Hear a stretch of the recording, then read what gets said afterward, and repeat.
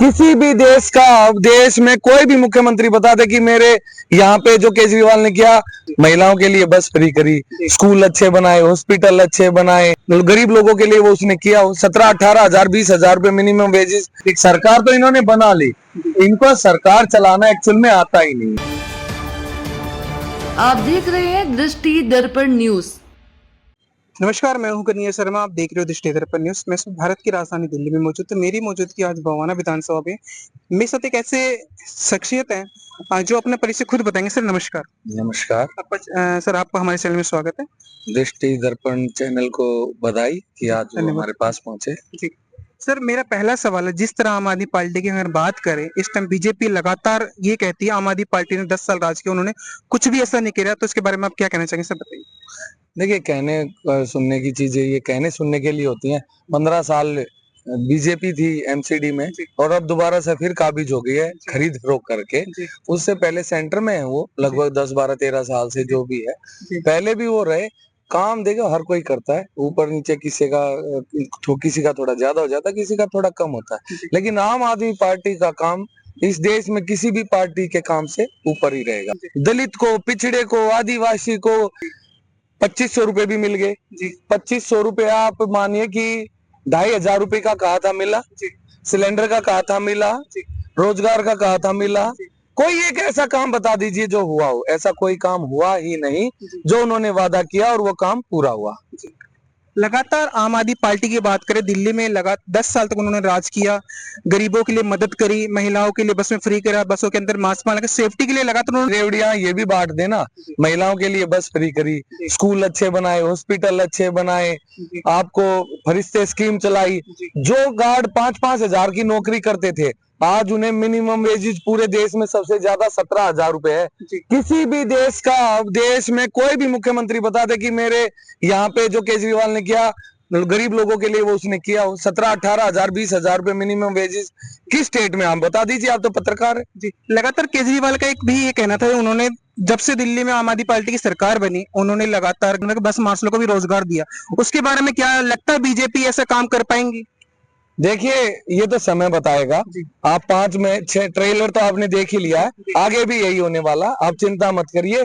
ये गरीब आदमी को सताने के सिवा कुछ काम नहीं कर सकते। कामों को लेकर तारीफ करती जनता, आज जनता इतनी पछता रही है, वो लगातार आम जनता को याद किया जा रहा है केजरीवाल को। तो इसके बारे में लगता है कि 2029 में अगर बहुमत से सरकार आती है।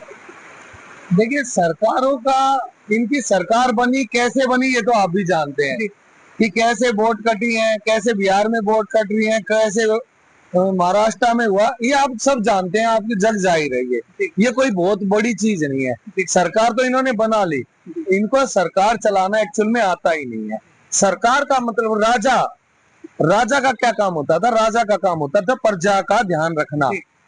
ये लोग व्यापारियों का ध्यान रखते हैं। देखिए, गलत नहीं है, वो अपनी जगह सही है, क्योंकि वो व्यापारियों की पार्टी है। बीजेपी व्यापारियों की पार्टी है और वो व्यापारियों का पूरा ध्यान रखते हैं। जो महिला बसों में फ्री किया हुआ था, उनकी सुरक्षा के लिए दिल्ली के बस मार्शल रखे गए थे। क्या लगता है बीजेपी सत्ता में है, ऐसा कुछ कर पाएंगे? देखिए, मेरे पिताजी एक बात कहते थे, जब वो कभी गुस्सा हो जाते थे तो वो कहते थे, जिस दिन मैं नहीं रहूंगा ना, उस दिन तुम मुझे याद करोगे और रोओगे। तो मैं, पापा थे तो टेंशन लेता ही नहीं था। तो सच में जिस दिन से पापा चले गए, उस दिन से मैं उनको याद करता हूँ और सच में रोने लग जाता हूँ, क्योंकि पापा थे तो कोई टेंशन ही नहीं थी। जब से केजरीवाल जी गए हैं, उन बहनों को जिनका भाई था वो, उन बच्चों को जिनको वो पिता की तरह, जिनको वो मामा की तरह, जिनको वो चाचा भतीजे का जो रिश्ता होता है उनकी तरह संभालते थे, आज वो सब याद करके रो रहे हैं। वो माए जिनका वो बेटा बन गया था, वो सब रो रहे हैं। सिर्फ और सिर्फ एक मन लुभावन वादे करके बीजेपी आ तो गई, चीटिंग करके बीजेपी आ तो गई, लेकिन अब लोग रो रहे हैं। क्योंकि मैं मानता हूं बहुत सारे लोग, हो सकता है कि उनका मन ये हो गया था कि ये तो लड़ता रहता है, ये तो लड़ता रहता है, लेकिन आज लोगों को पता लगा कि वो फ्री बस के लिए लड़ता था, वो फरिश्ते स्कीम के लिए लड़ता था, वो अच्छे स्कूल के लिए लड़ता था, वो हॉस्पिटल के लिए लड़ता था, वो फ्री टेस्ट जो होते हैं हॉस्पिटल में उनके लिए लड़ता था, वो जो स्कूलों में फीस बढ़ रही है उनके लिए लड़ता था, वो लड़ता था गरीबों के लिए, वो लड़ता था। जैसे सर आपने स्कूल की बात करी, जिस तरह आम आदमी पार्टी ने स्कूलों के लिए बहुत कुछ मैंने बताया वो व्यापारियों की पार्टी है। जितने भी स्कूल है वो यूनिवर्सिटी है, दिल्ली में जितने कॉलेज है किसके हैं? आप बता दीजिए। प्राइवेट कॉलेज जितने भी हैं वो बीजेपी वालों के हैं, स्कूल है वो बीजेपी वालों के। आपको एक बात और बताता हूँ, हाईवे के साथ में रोड है, हाईवे अच्छा है, रोड खराब है। क्यों खराब है? उस रोड से भी आदमी जा सकते हैं। वो इसलिए खराब है कि हाईवे पे टोल देंगे और उसको वो कमाई करेंगे।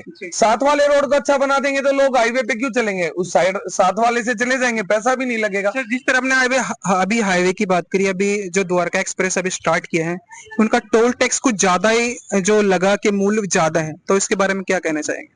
देखिए, ये तो सरकारों के ऊपर है, ये भी एक लूट है।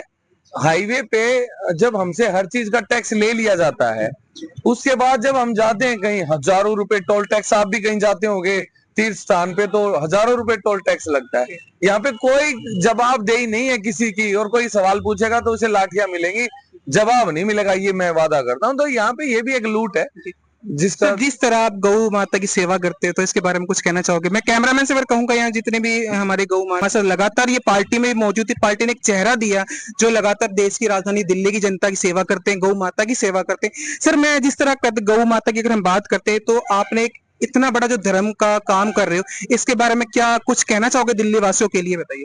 देखिए, मैं सबसे कहना चाहूंगा, आज हमारी गौ माता की जो दुर्गति है वो जग जाहिर है। कैसे गौ माता रोड पे है। अगर जो हम सब एक रोटी गौ माता की निकालने लग जाएं, और जब गौ माता, धरती माता और जन्म देने वाली माँ का अगर जो हम सम्मान नहीं करते हैं, तो इसका मतलब हमारा जीवन व्यर्थ है। तो हमेशा हमें गौ माता की सेवा करनी चाहिए। और ये तो वो पीड़ित गौवंश है जिसको किसी को कैंसर हो रखा है। अभी एक बछड़ा मैं दिखाऊंगा आपको, उसको कैंसर है उसके घुटनों में। इनकी एक गैया है हमारी, उसको किसी ने उसका पैर काट दिया, किसी के घुटनों में चोट लगी, कोई एक्सीडेंट, किसी ने गाड़ी की टक्कर मार दी। तो हमारी गौशाला नहीं है, ये पीड़ित गौवंश चिकित्सालय है। हम यहाँ पे सिर्फ उनको ठीक करते हैं, और फिर जिसका होता है या तो ले जाए, नहीं थे। और भक्ति के लिए जीवन अब उसी तरफ है, गौ माता की सेवा करनी, भगवान भोलेनाथ की पूजा करनी, और सबसे बड़ी पूजा नर सेवा, नारायण सेवा। जो दुखी पीड़ित लोग हैं वो हमारे पास आ सकते हैं। हम ऐसी बहन जिसका भाई नहीं उसका हम बात भरते हैं, ऐसी बेटी जिसका बाप नहीं है उसका हम पापा बन के कन्यादान करते हैं, और ऐसे बच्चे जिनके मम्मी पापा ही नहीं है हम उसके माँ बाप बन के उनकी शादियां करते हैं। जिस बच्चे के पास किताब नहीं हम किताबें देते हैं, ड्रेस नहीं हम ड्रेस देते हैं। कैंसर पे हम काम कर रहे हैं, गौशाला पे हम काम कर रहे हैं।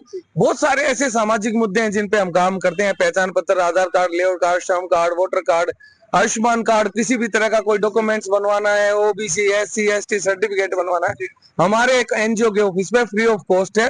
दिन रात हम काम करते हैं, 24 घंटे हम फोन उठाते हैं और जनता की सेवा करते हैं। तो सबसे बड़ा धर्म तो जनता की सेवा है, वो हम एनजीओ के नाते करते रहेंगे, कर रहे थे निगम पार्षद बनने से पहले भी, अब भी। निगम पार्षद, विधायक, सांसद आएंगे जाएंगे, हम स्थायी हैं, हम यहीं रहेंगे, जनता के लिए हैं, जनता के लिए काम करते रहेंगे, यही हमारा ध्येय है। जी, लगातार हम आम आदमी पार्टी के जो सोशल वर्कर उन्हें से लगातार हमसे बात हुई, उन्होंने जगह जो गौ माता की सेवा करे, लगातार पब्लिक की सेवा करते, चाहे उसमें पीड़ित हो चाहे किसी गरीब को मदद करने के लिए हमेशा एक्टिव रहते। कैमरा पर्सन निशांत के साथ मैं कन्हैया शर्मा, दृष्टि दर्पण न्यूज, दिल्ली। नमस्कार।